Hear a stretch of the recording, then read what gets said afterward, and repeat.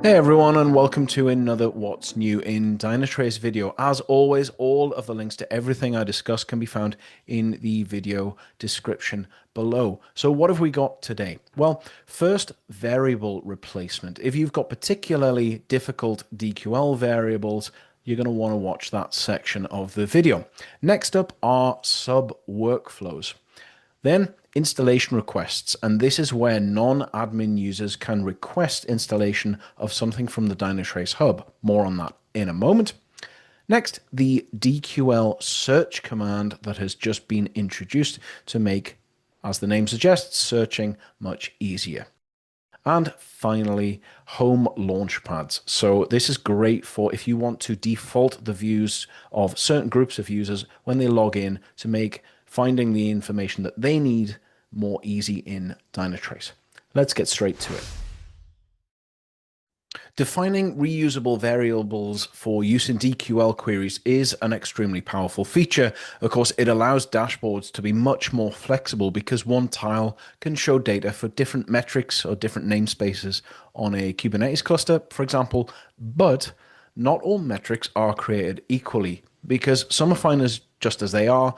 Some need to be surrounded with quotes, some need to be escaped using backticks, and some data that you grab, like JSON, actually need to be triple quoted.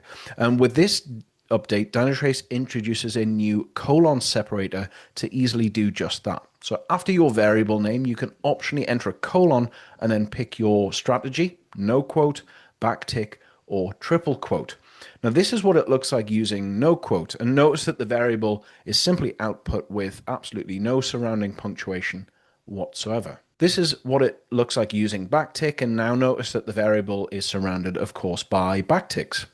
And this is what it looks like using triple quote. And this time the variable, imagine this was JSON, is surrounded by triple quotes. And as I say, that's particularly helpful for complex objects or structures like JSON.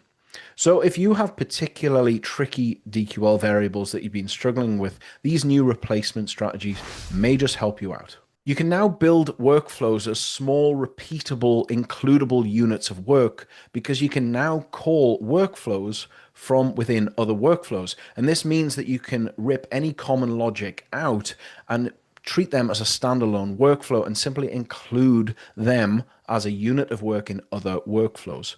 This means that, bugs and maintenance are reduced because you no longer need to maintain a fix multiple copies of workflows, and also multiple teams can leverage a standard single workflow in theirs.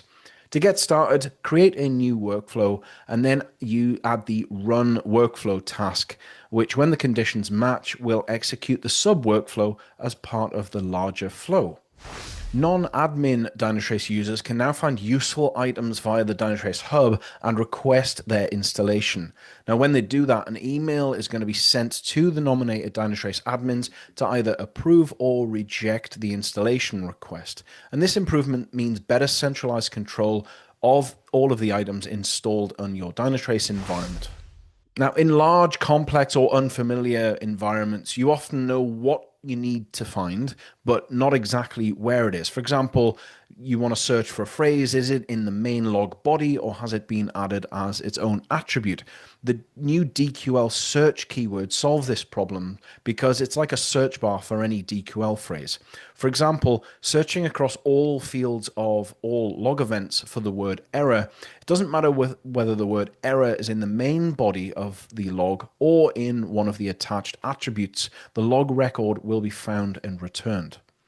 The search command can also, of course, be combined with other DQL syntax. So here, for example, we're finding all of the logs in US East 1, where the main content of the log contains the word error.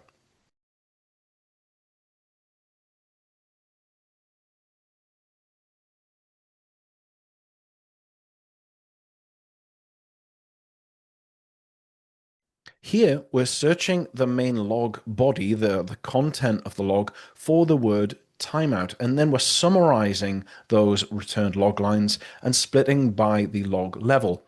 Finally, the DQL sorts the rows from the highest to the lowest.